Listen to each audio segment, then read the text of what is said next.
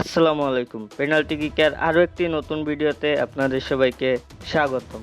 আগামী 25 মার্চ ভারতের বিপক্ষে গুরুত্বপূর্ণ ম্যাচকে সামনে রেখে প্রস্তুতি শুরু করেছে বাংলাদেশ জাতীয় ফুটবল দল।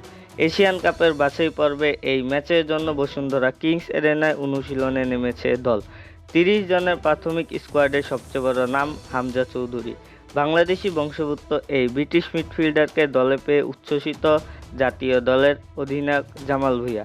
হামজাকে দক্ষিণ এশিয়ার সেরা ফুটবলার হিসাবে আখ্যায়িত করে জামাল বলেন, আমি মনে করি এই দলে হামজা সেরা প্লেয়ার এবং সম্ভবত এই এশিয়াতেও সেরা খেলোয়াড়। হামজার অন্তর্ভুক্তি দলের জন্য দারুণ এক বুস্ট আপ হবে। এদিকে স্কোয়াডে সুযোগ পাওয়া ইতালি প্রবাসী ফাহমেদুল ইসলাম সম্পর্কে বিশেষ কোনো মন্তব্য করেনি জামাল। তিনি বলেন, ওকে দলের সঙ্গে মানিয়ে নিতে হবে।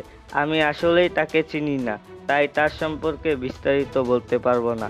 তবে কোচ তাকে বাছাই করেছে, নিশ্চয় তিনি ভালো প্লেয়ার, ভালো খেলোয়াড়। তাকে আমাদের সঙ্গে মানিয়ে নিতে হবে, তারপর দেখা যাবে কি হয়।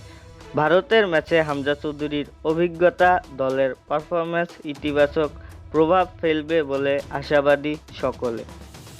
ফুটবল নিয়ে আমাদের আজকের আপডেট এই পর্যন্তই ছিল। আমাদের চ্যানেল থেকে নিয়মিত ফুটবল সম্পর্কে আপডেট পেতে চ্যানেলটি সাবস্ক্রাইব করে রাখুন। ধন্যবাদ।